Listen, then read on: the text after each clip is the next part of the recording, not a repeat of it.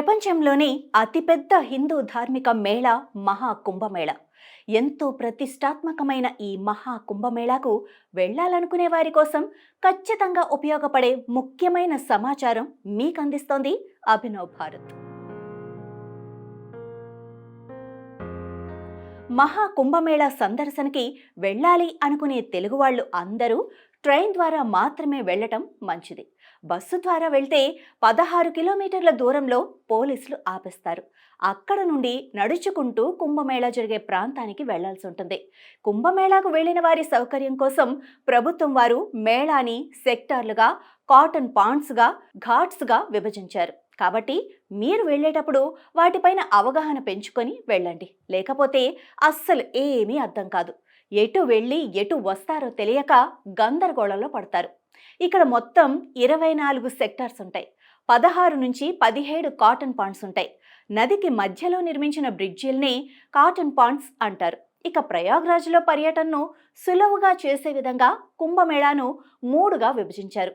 అవి 1 జ్యూసి, 2 హరిలాంగజ్, 3ది సంగం.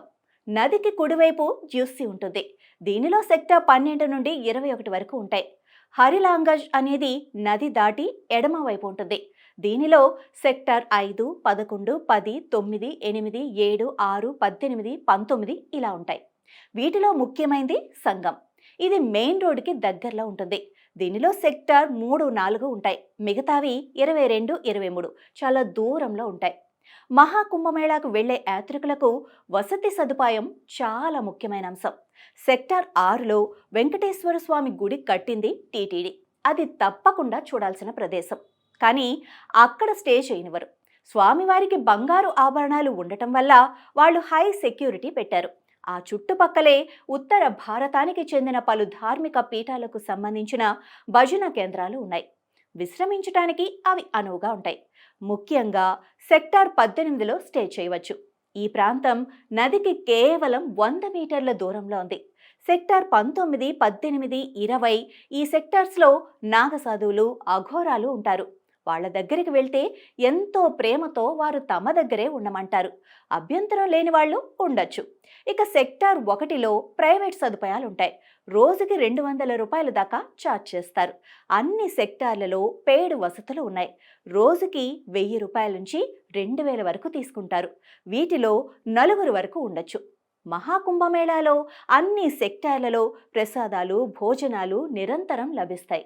ఉత్తర భారతదేశానికి చెందిన పలు రకాల వంటకాలు అన్నీ ఇక్కడ ఆస్వాదించవచ్చు. ఇక కుంభమేళాలో ఈ ఆహారం అంతా ఉచితంగానే లభిస్తుంది. రైల్వే స్టేషన్ నుండి అడుగడుగున పోలీసులు మనల్ని గైడ్ చేస్తూనే ఉంటారు.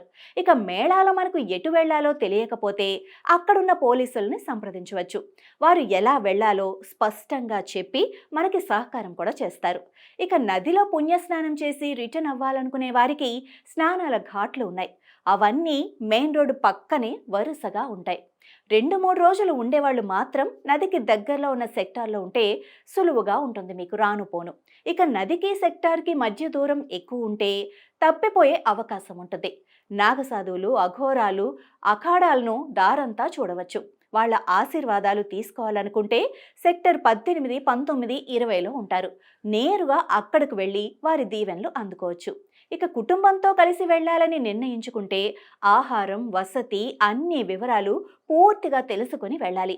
ఒంటరిగా కంటే నలుగురిగా వెళ్ళటమే మంచిదని యాత్రికులు చెబుతూ ఉంటారు. ఎన్ని కోట్ల మంది వచ్చినా సరిపోయేంత విశాల ప్రాంతం ప్రయాగ్రాజ్.